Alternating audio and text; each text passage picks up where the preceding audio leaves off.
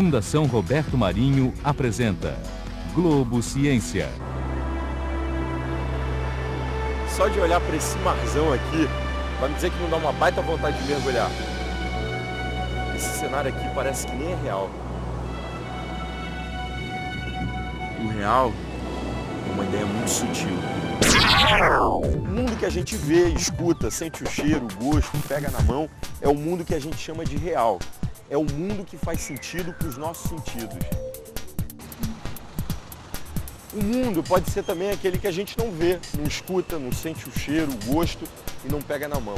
Esse é o mundo das ideias, o mundo das crenças, o mundo virtual. E esse mundo virtual tem gerado questionamentos no mundo real.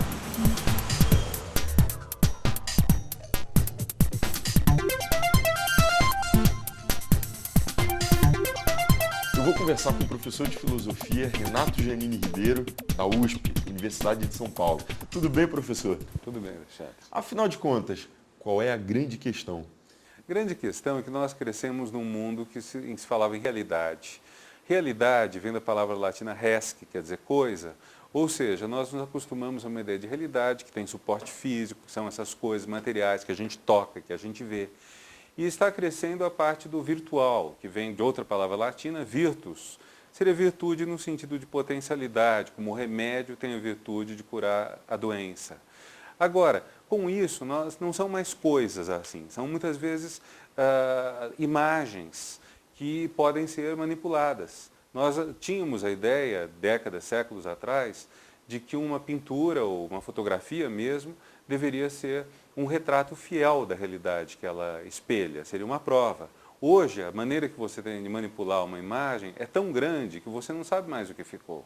Então as pessoas ficam, às vezes, com uma dúvida de perceberem que o virtual é um reino do manipulável, a tal ponto que há pessoas que divergem se as torres gêmeas foram mesmo atacadas ou se aquilo foi uma filmagem, um truque de filmagem. E o que também leva a todo um monte de teorias de conspiração política, ideia de que nós podemos estar sendo manipulados. Ao mesmo tempo, o virtual abriu espaços fantásticos, quer dizer, você pode reelaborar uma imagem, reelaborar uma música, reeditar uma cena ou uma sequência que deu problema. E tudo isso que reduz um pouco o valor de verdade da imagem ou das relações, ao mesmo tempo abre cortinas para um mundo muito grande. Então o virtual, ele lida nessa fronteira entre a mentira e a ficção. Quem entra numa sala de bate-papo, muitas vezes mente o nome, mente a idade, mente o sexo, e ao mesmo tempo está entrando numa viagem imaginária. Qual a fronteira disso tudo? São as potencialidades que esse mundo abre, e então faz que a crença na coisa, na res, na realidade, esteja diminuindo, esteja aumentando a fatia de virtualidade nas nossas vidas. Obrigado, Renato. Curioso o tema, hein? Então vamos começar agora a nossa investigação.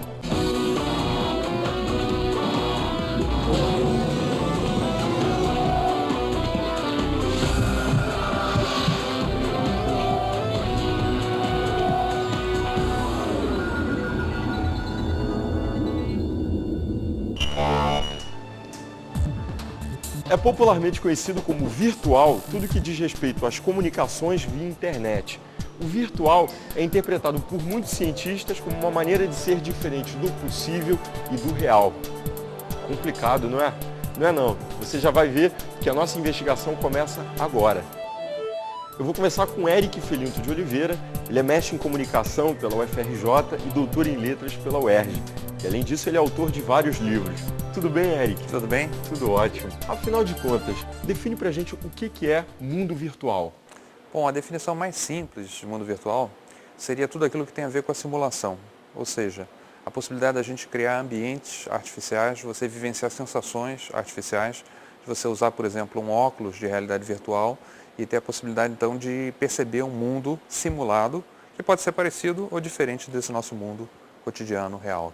A gente pode dizer que o mundo virtual é um reino do manipulável, é isso? Sim, porque essas tecnologias que permitem a gente criar esses mundos virtuais são tecnologias que permitem um alto grau de controle, né, e manipulação das imagens, das sensações, com a conversão de todo tipo de informação, vídeo, som, né, para o formato digital, a gente tem a capacidade de manipular de maneira absolutamente precisa todos os conteúdos que estão aí nas mídias digitais. Professor, quais foram as principais mudanças trazidas pelos computadores? São mudanças em muitas áreas da vida cotidiana, né? Você tem mudanças na parte de socialização, porque as pessoas se encontram pela internet, por exemplo. Você tem mudanças na maneira de trabalhar, no escritório, porque hoje a gente tem várias facilidades como e-mail, como programas para edição de texto.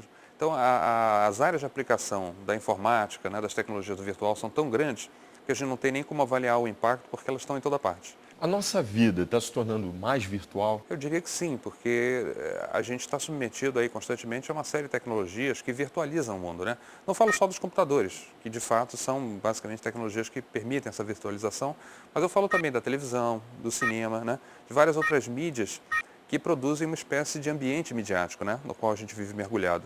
E nesse sentido é como se a gente estivesse o tempo todo caminhando uma paisagem de imagens, de simulações, né, por causa desse grande mundo da mídia que a gente vive hoje. O computador, ele pode mudar o conceito de realidade? Ele já está mudando, né? Se a gente for considerar as transformações sociais, os impactos culturais que o computador traz, ele já produz grandes transformações na nossa vida hoje. E, inclusive, na maneira das pessoas pensarem. Se a gente tem acesso hoje, por exemplo, a softwares, a jogos, né, interativos, a salas de bate-papo, isso muda, né, as maneiras com que a gente interage com o mundo e com as outras pessoas. Quais são os benefícios e, é claro, os perigos, né, de se estar com o pé sempre fincado nesse mundo virtual? Difícil, eu acho, falar em benefícios e malefícios. Mas se a gente fosse simplificar um pouco, né, a questão, eu diria que, em termos de benefícios, o que traz? Traz um certo crescimento da inteligência, traz formas de cognição diferentes. A gente sabe que cada tecnologia de comunicação, ela te oferece possibilidades de pensar, né, e de agir diferentemente. O texto, por exemplo, produz um tipo de inteligência, né, a tela do computador produz outro tipo de inteligência. E, nesse sentido, os benefícios seriam de ordem da inteligência, né, humana. Malefícios, talvez a gente pudesse dizer que essa virtualização da realidade produz, né, uma dificuldade, muitas vezes, da gente dizer realmente o que é real e o que é imaginário, o que é ficcional. Quais são as perspectivas para o futuro, né? É possível prever os desdobramentos que os computadores podem trazer para a vida das pessoas? Eu acho que a gente tem duas tendências aí importantes, né, para o futuro. Uma delas é a miniaturização, ou seja, um processo que sempre esteve presente na história da informática, que é de você ter aparatos cada vez menores e, portanto, mais portáteis, né? E nesse sentido vem uma outra tendência que seria a portabilidade e a questão da convergência, né? Você ter várias tecnologias num só aparato, como hoje a gente tem com os celulares, que você usa para tirar foto, que você usa para acessar a internet, que você usa para mandar mensagem de texto, até para trabalhar. Então, convergência, miniaturização e portabilidade das tecnologias, acho que são as grandes tendências para o futuro. A televisão já foi chamada de máquina de fazer doidos, né? Qual seria o possível slogan do computador? Eu diria que é a máquina de fazer pensar. Por quê? Porque esse slogan que é um pouco apocalíptico, né, assim, em relação à televisão, se a gente for aplicar ao computador e as tecnologias da inteligência, como elas são chamadas hoje, a gente poderia dizer que são máquinas que estimulam, né, a cognição. E não é só os computadores, até os games, por exemplo, né, os videogames, que muitas vezes desenvolvem formas de interação, formas de percepção, formas de reações corporais que servem para a gente desenvolver novas faculdades cognitivas, de pensamento, de inteligência. Então, o computador é uma tecnologia da inteligência, é uma tecnologia que te ajuda a encontrar novas formas criativas de pensar.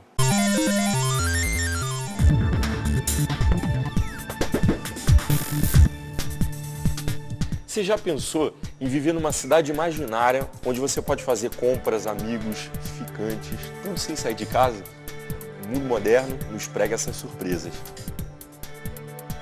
Se você tem medo de altura, de descer na cachoeira, de pular, de nadar, pelo menos aqui, essa aventura pode ser feita com total segurança. E se você dança mal, aqui você pode ser um tremendo pé de valsa. Só que tem um problema, é preciso dinheiro. Sim, esse mundo virtual aqui, ele tem uma economia própria. Para vocês terem uma ideia, $1 vale 270 lindens. Aqui, como no mundo real, você pode ficar rico também. Você pode comprar, alugar, vender bens de consumo, bens duráveis. Você pode jogar paintball e até RPG. É o virtual dentro do virtual, o meta virtual. O Second Life é uma comunidade online que tem uma moeda própria, que é o Linden, e uma economia em expansão. Os usuários se teletransportam e voam pelo mundo virtual. E aqui, eles são personagens. conhecidos como avatares. O cara que criou isso aqui deve ter sido um gênio, não é?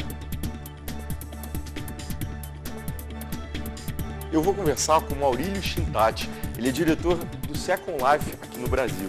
Para quem não sabe, a tradução em português é Segunda Vida. Tudo bem, Maurílio? Tudo bom, Alexandre? Explica pra gente o que é Second Life, né? Conta um pouquinho da história, como é que tudo começou. O Second Life, na verdade, é um mundo virtual 3D, ou seja, um ambiente virtual tridimensional, online, onde milhares de pessoas interagem simultaneamente dentro desse mesmo ambiente no mundo todo. Ele foi criado em 2001 por uma empresa norte-americana, e a visão desse americano era justamente de tentar recriar o que foi retratado no filme da Matrix, da trilogia da Matrix, de criar um universo paralelo, onde as pessoas pudessem, de alguma forma, modificar essa realidade. Eu achei super interessante a construção do meu avatar, né? Anteriormente te mandaram uma foto minha e vocês construíram esse personagem. Como é que foi isso? Esse é um processo realmente muito similar à de modelagem tridimensional. Então a gente pega algumas referências que foram da sua foto e a gente tenta reproduzir suas características faciais e físicas mais marcantes e transportar para o mundo virtual no formato de um avatar. Por exemplo, eu adoro fazer esportes, eu gosto de dançar. Como é que seria o avatar do Alexandre aqui? Eu tenho como fazer ele dançar? Você tem uma série de expressões faciais, expressões corporais que manifestam a emoção do seu avatar. Que legal, hein? Nesse mundo aqui, a gente realiza todos os sonhos, ou pelo menos tem a sensação de poder realizá-los? Se você quiser, sim. Na verdade, você pode ser quem você quiser. De repente, você pode manifestar o seu alter ego que você gostaria de experienciar, que você não consegue trazer isso para fora na vida real. Mas você tem esse apelo de ter realmente essa segunda vida, que é muito forte no Second Life. Que realmente você pode, numa realidade virtual, fazer o que você quiser. Existe uma minoria de pessoas que às vezes confunde um pouco o ambiente virtual e tende ao escapismo. Nós chamamos isso de querer fugir da realidade. Até aproveitar que tem essa interface da máquina para poder se distanciar ainda mais da realidade. Então realmente existe uma minoria de pessoas, mas como eu disse, na verdade a tecnologia não tem bem, não tem mal. Tem que saber utilizá-la porque ela serve da melhor maneira possível. Você acha que esses mundos virtuais serão o futuro da internet? O que está por vir, né? Quais os desdobramentos que tudo isso aí vai ter para a sociedade? Essa visão da empresa que criou e a visão que a gente está apostando realmente bastante como uma tendência tecnológica. Os especialistas dizem que a primeira geração da internet é caracterizada pela busca pela informação. Então as pessoas buscavam realmente entrar nesses ambientes virtuais para adquirir conhecimento. A segunda geração da internet, que é essa que a gente está vivendo, da internet 2.0, as pessoas buscam interatividade, o mundo dos blogs e a palavra é interação. Já a terceira geração, diz o especialista, vai se tornar, na verdade, a palavra-chave é imersão. As pessoas vão imergir dentro desses ambientes virtuais, que vai fazer parte realmente da vida corriqueira de todas as pessoas. Qual é a análise que você faz da crítica da substituição? Você acha que o virtual vai suplantar o real um dia? Não acredito. Na verdade, o mundo virtual vai se tornar como se fosse uma extensão da nossa própria realidade, uma realidade estendida, vai fazer parte cada vez mais do nosso dia a dia, em que a gente vai poder realmente ser representado virtualmente. De repente a gente vai poder, no futuro, estar em qualquer parte do mundo e fazer reuniões virtuais através de um avatar que vai nos representar. Mas não que isso vá suplantar a nossa vida. Queria te pedir uma ajuda. Eu estou com tanta pressa, eu tenho uma cena para ser gravada, uma entrevista, perto do Teatro Municipal. E eu quero ir voando, eu estou com muita pressa. Hoje é seu dia de sorte, porque no Second Life não tem trânsito, você pode não só voar, mas como pode se teletransportar. Vamos lá? Como é que eu faço aqui? Aperta esse botão aqui. Page up. Gente, que sensação boa. Olha ele voando. E eu acho que eu já estou chegando. Chegou. Cheguei.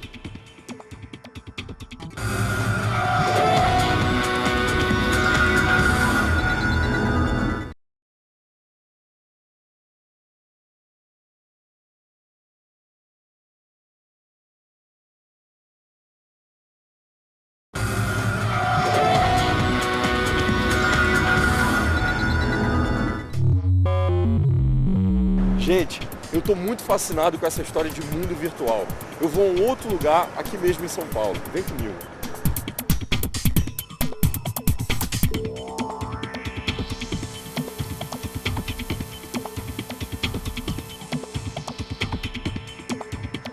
Eu vou conversar com um especialista em sabercultura, que é professor da PUC de São Paulo. Ele é um engenheiro de sistemas e computação e doutor em História da Filosofia pela Universidade de Sorbonne, na França. Vem cá. Professor Rogério da Costa, tudo bem? Tudo bem, Alexandre. Qual é o papel da internet na sociedade moderna? O que ela trouxe de benefícios? Olha, tem que ver que a internet, Alexandre, é uma mídia e, portanto, ela permite basicamente a comunicação entre as pessoas. Então, do meu ponto de vista, aquilo que é mais marcante da internet é que ela permite uma inter-relação entre as pessoas numa escala planetária, ok? E isso é absolutamente importante, interessante e tem sim revolucionado a maneira como as pessoas se relacionam nas suas vidas. Permitiu com que pessoas que nunca tinham se visto antes pudessem se conhecer, ok? Permitiu mais ainda, permitiu não apenas essa questão da comunicação, mas a questão da colaboração, porque é mais do que se comunicar, ok? Você poder cooperar, colaborar, ok? Trabalhar à distância. Então, isso é um elemento fundamental, do meu ponto de vista. E o que tem de mais novo?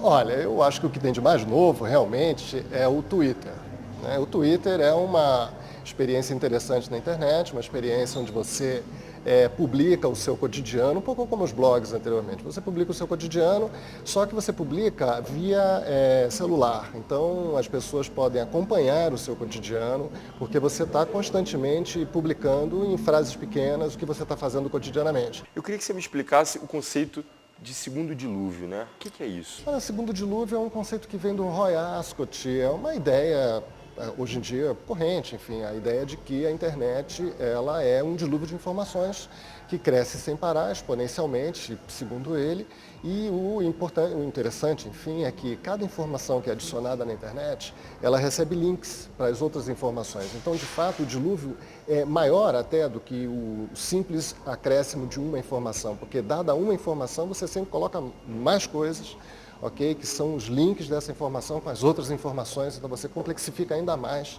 o seu espaço, o seu ciberespaço. Você acha que a internet ajudou a democratizar o conhecimento?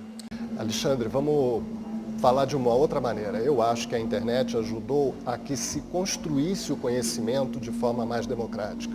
Porque na medida em que ela permite que as pessoas se interconectem de N maneiras, ok? Rompendo distâncias e rompendo barreiras de raça, sexo, gênero, etc., ela permitiu que as pessoas, tendo a possibilidade de dispor de um espaço comum, que é o espaço virtual, que elas pudessem construir conhecimento, ok? Conjuntamente, colaborativamente, cooperativamente, porque devemos lembrar o seguinte, o que tem na internet é informação e com o seu conhecimento você transforma essa informação em outro conhecimento, ok? Mas os conhecimentos estão sempre com as pessoas. Então, o que ela democratiza, o que esse meio democratiza é a possibilidade de você construir conhecimento com os outros. Você acha que o virtual vai suplantar o real um dia? Não, agora eu poderia te dizer algo bem ligado ao que as academias estão fazendo como pesquisa. Okay? O quê? O que tem acontecido hoje é uma pesquisa muito forte que relaciona o virtual com o atual, ou seja, que superpõe o virtual no atual. O que é isso exatamente? Pesquisas estão começando a evoluir no sentido de fazer com que os nossos celulares, tá? Os nossos aparelhos portáteis, sejam sensíveis ao meio.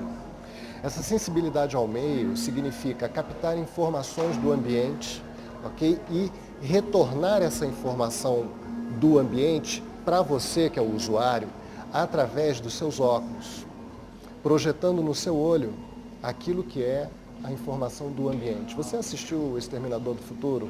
Se lembra quando ele ficava vendo no mundo e ao mesmo tempo analisando informações que vinham do meio para ele nos óculos dele? Então imagine exatamente isso, só que de uma forma muito mais sutil, muito mais suave, ok?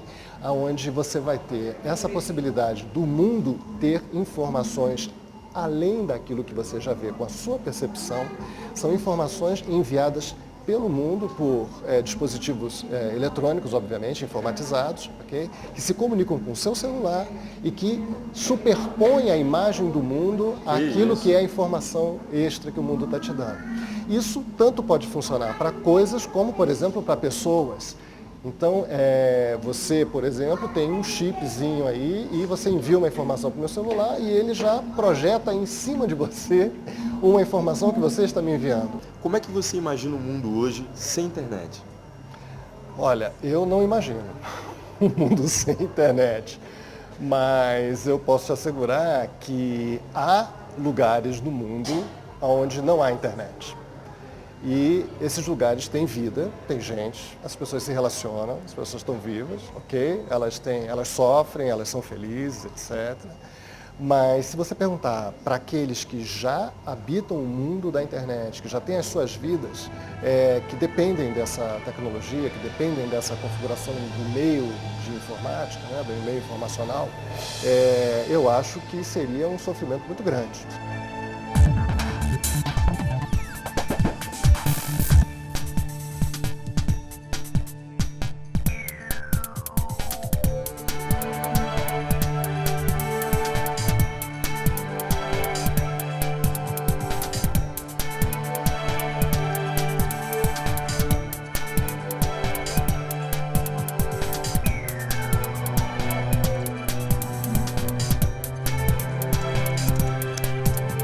Você ainda lembra o que disse Renato Giannini, nosso cientista, lá no início do programa, a respeito das salas de bate-papo? Nelas, a gente pode ser o que a gente quiser. Questões como mentira, traição, passam a fazer parte do cardápio desse universo. Mas você já parou para pensar quais os impactos da internet na vida das pessoas? Complexo, não é? Eu vou sair daqui dessa sala de bate-papo porque eu preciso ir para outro lugar para procurar resposta para essa questão. Vou dar um clique aqui nesse mouse. Voltei ao Rio de Janeiro e eu vou procurar saber como é que funciona a cabeça de um novo tipo de gente, o Homo sapiens virtus. Eu vou começar com o Dr. Chaim Samuel Katz. Tudo bem, doutor? Como vai? Ele é psicanalista e doutor em comunicação pela UFRJ. Doutor, do ponto de vista da psicanálise, né? Quais são os benefícios e os malefícios que a internet pode trazer para a vida das pessoas?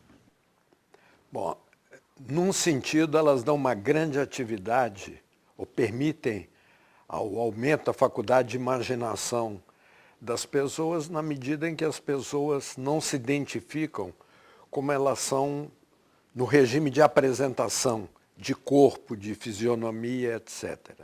Por outro lado, corta essa densidade do conhecimento das pessoas. As pessoas não se conhecem intensamente, porque os corpos participam via internet e não mais face-to-face, cara a cara. Mas eu não sei se são dificuldades e facilidades apenas, ou se é um novo modo, um outro modo de se apresentar um ao outro. Com o advento da internet, os comportamentos sociais foram muito alterados? Para aqueles que usam especialmente, ou seja, especialmente a classe média, ou a classe média, ou as várias classes médias, certamente que alterou. Muita gente deixou de sair de casa, no sentido de que pode fazer suas trocas sociais, simbólicas, culturais e hoje até políticas, através da internet. Inclusive isso comporta essa história do namoro virtual. O que é isso? Como é que se namora? Então, pessoas que são mais tímidas e que enfrentam dificuldades em se olhar cara a cara, se colocar, entre aspas, como elas são, fecha aspas, elas encontram através da internet um meio de se expor. O que a internet fez foi ampliar, intensificar esse tipo, agora que reduz um pouco uma certa comunicação, por exemplo, de idas e voltas, que leva em conta a expressão do rosto, a expressão dos corpos. Então, isso foi reduzido, porque a linguagem se faz dentro da internet. O que permanece no mundo real, independente do surgimento da internet? Eu acho que essa densidade dos encontros, dos sentimentos, dos corpos, desse poder se avaliar no olho a olho, ainda continua para que o homem não seja um animal esquizoide, rachado, mais rachado do que ele já é. Então ele tem que procurar alguma coisa no movimento do outro, no cheiro do outro, no saber do outro, no sabor do outro. Ele tem que procurar algo que nem sempre pode aparecer nessas imagens. Ao mesmo tempo que a internet, como a televisão o cinema numa certa época, nos oferece modelos de como nós devemos nos comportar, codificar isso que nós pensamos que foi perdido. Eu ainda não tenho muita certeza e penso que seria preciso estudar um pouco mais, pensar um pouco mais, mas no humano, no que a gente chama de humano, sempre tem alguma coisa perdida.